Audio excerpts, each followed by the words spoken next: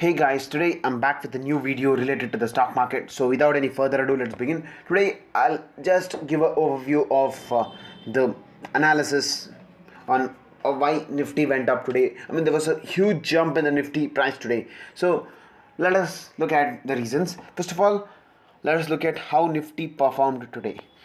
Just like Nifty share price, NIFTY, Nifty share price. Yeah, you'll get it.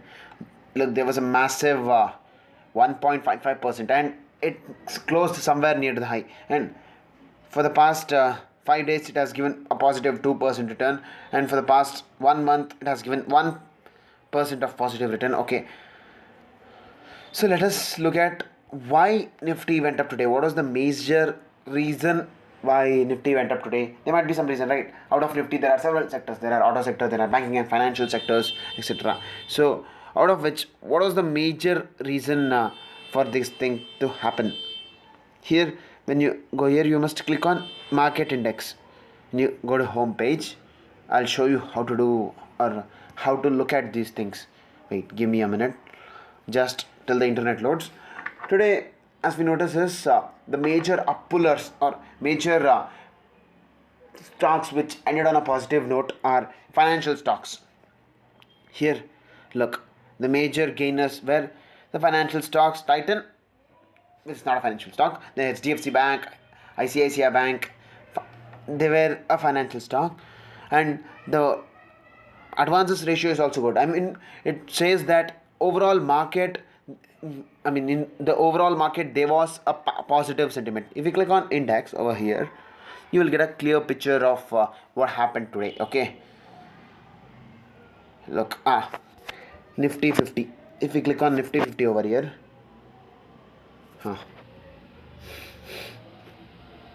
look, so based on the percentage change, if we click on this, the major pullers were Hindalco, ITC, Power Grid. Wait, give me a minute. I might have made some mistake over here. Yeah, there is a mistake. Yeah, major pullers are.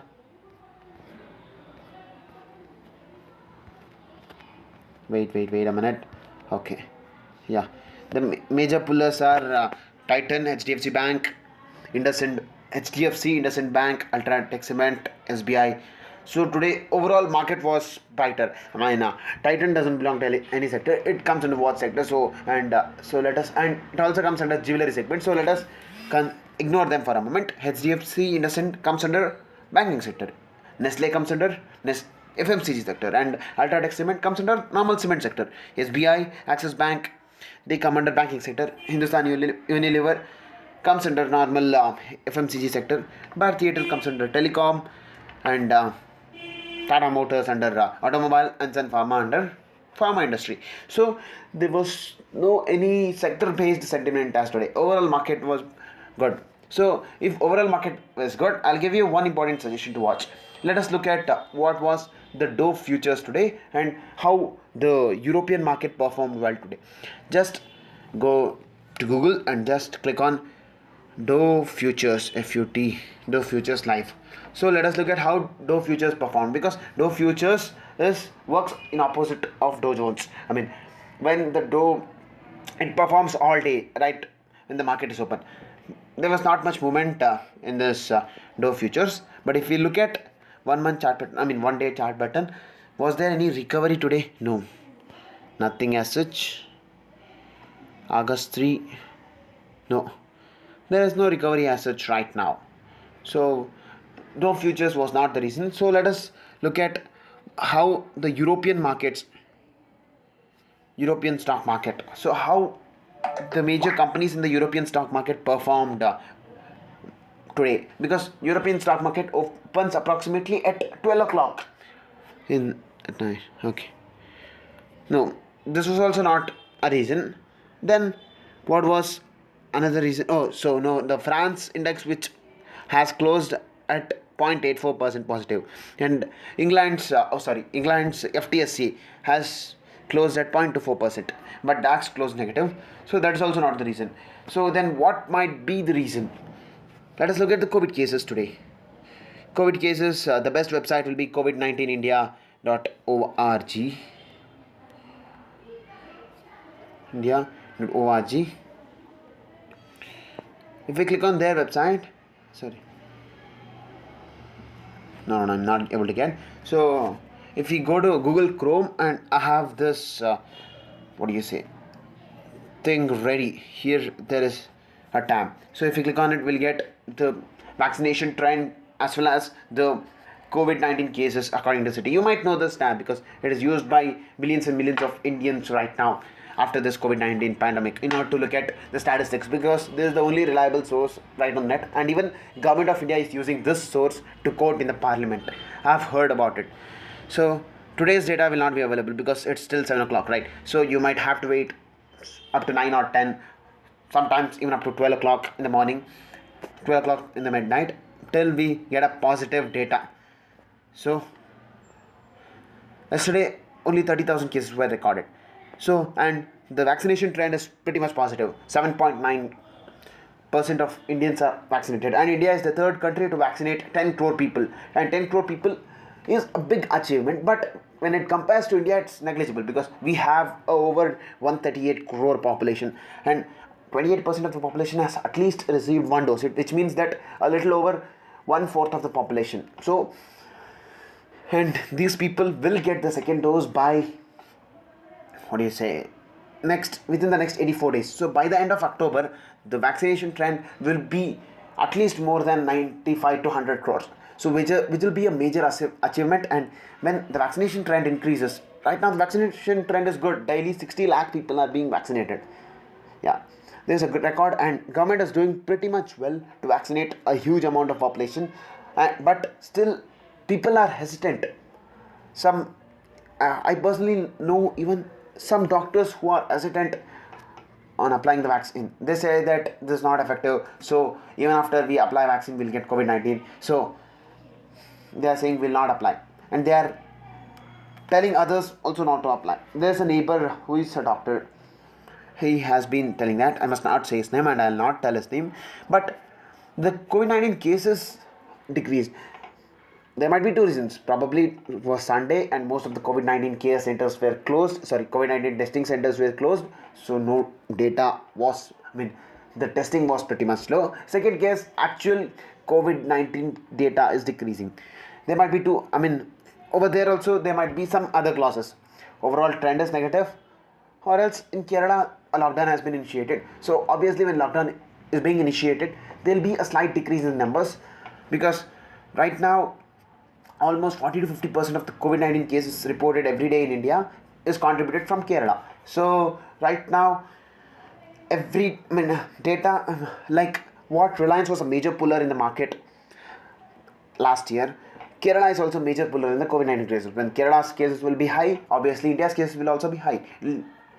It'll contribute a similar around 40 to 50% of the total cases. But let us look at the testing. What was the total amount of testing done yesterday? It was 16 lakhs. Okay, so when we look at the overall testing done yesterday, it was 16 lakhs, and it is almost at par. But the cases reported were low. If we go to this daily cases, and if we look at only the trend between, in the past week or so, the cases are actually decreasing. It was 43,000 at peak. Then from then it has been decreased. The major reason can be the vaccination rate. Vaccination rate is now around, at an average it is around above 60 lakhs, right? Yes. On an average it is above 55 lakhs. So which is a good sign. So positivity rate is also 1%. So that is comparable. But the major thing what we have to check is the positivity rate of Kerala. Is it decreasing? Because from Kerala, the entire South India gets infected, and when South India gets infected, there is high possibility that the whole India gets infected. So Positivity rate in Kerala is still 10%, though it is decreasing it has been decreased from 13% to 10%. Let us look at a little larger trend. Wait a minute. Yeah, over here it has been hovering around 10%, and at point it had increased to 13%, and now it's decreasing. And now let us look at the situation in Kerala right now. Just go to go to Google and click on COVID-19 Kerala. You will get a good information about the present COVID-19 trend and situation. Yeah. To cancel weekend lockdown, obviously, I mean, the government had issued weekend lockdown, but the Traders Association and other shop owners association, they had requested the government to cancel this weekend lockdown, because already this lockdown has made shops to incur huge losses, and many shops have been closed. Same applies with the hotels. These two industries have been badly hit because of the COVID-19 in our India, right? So businesses have been affected. So now they don't want to decrease their business right now, though the COVID cases are increasing.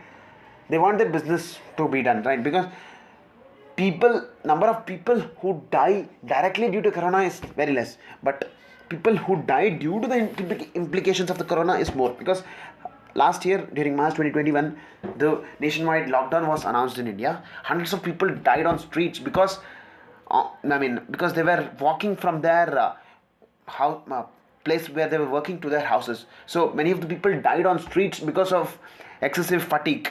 Many people died because they couldn't get a medical treatment at a proper time. They might have suffered from a stroke. They might have suffered from a high blood sugar, heart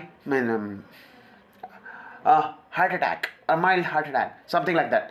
They were not able to get the proper equipment imported from other country, or they were not able to get a proper medical service at the right time. So people who die because of COVID-19 is very less in comparison. I'm not saying that 3 lakh people is a very less number, but in comparison with the people who suffer or die because of the COVID-19 implications, because of the lockdown which was initiated in March 2020, and the second phase of lockdown which was initiated in the second wave, and the second form of lockdown was more like a state-wise lockdown, because center did not intervene in these activities, because they knew that when the center intervenes and starts a nationwide lockdown, then the business is going to affect badly. So the center works were going on very well. Interstate movement was restricted, but it was going on in a straight manner with RT-PCR negative reports, etc. So this second phase lockdown was made in such a way that it will cause less harm to the economy, and it did as well. It didn't cost much the economy. The projection rate was decreased from 12% to probably 9%, which is not a great difference. Okay, so, and millions of shops in India have been closed because they were not able to pay the rent, or they were not able to sell the goods because of their hard time, because they have done a certain amount of investment, and everyone will not have a money, right? Most of the people will borrow money in order to start a business, so they were not able to repay money at the right point of time. And the government, the bank, they issued a moratorium for a period of 3 or 4 months. That's it. But COVID-19 pandemic did not decrease, right? They issued moratorium for the month of March, April, May, June. But COVID-19 pandemic did not decrease from the month of July. In fact, the cases were very high. In fact, the COVID-19 peak happened in the month of September. So COVID-19 cases were increasing. People still had a fear. That is what I'm trying to say.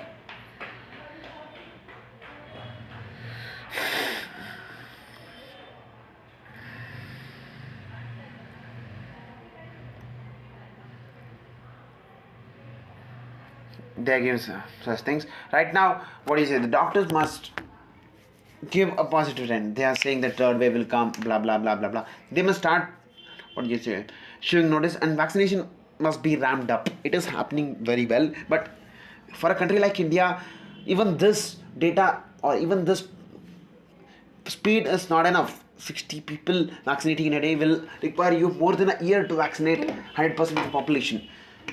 It will require if you, what do you say, inoculate 60 lakh jabs in a day in order to vaccinate at least 100 crore population, how much you will require? Consider 60 lakh jabs in a day. So in 100 days you will give 60 crore jabs, and second dose for them in 200 days you will give 120 crore jabs. Okay, so in order to inoculate another 60 lakhs, you will need another 120 days for inoculating another 80 lakh people. So you will require at least a year to inoculate a country, and this vaccination process was ramped up from July 21st. So you might have to wait till July 2022 to vaccinate the entire population, and under 18 population is not even considered right now. And if COVID-19, if the third wave of COVID-19 appears and it is appeared to start spread, if this COVID-19 pandemic starts spreading even to the younger people, then we might have to work a lot more and start vaccinating the younger people as well. That is what the developed countries are doing right now. Countries like US, UK and France, they are started vaccinating people above the age of 12. So that is what the government must do. But even the government is stressed right now. The government is in a deficit. They require a lot of money to run the vaccination program. In fact, they might require more than 1 lakh crore, because buying vaccination is a small investment, but transporting is logistic, training, and giving salaries to the nurses, hiring people, etc. That requires. So at this particular time, the private hospitals must also come in and they must ramp up, because people are little hesitant to pay and get inoculated. That is what is happening. Yeah, these were the things which I was trying to say right now. So I'll take a leave, guys. Bye bye.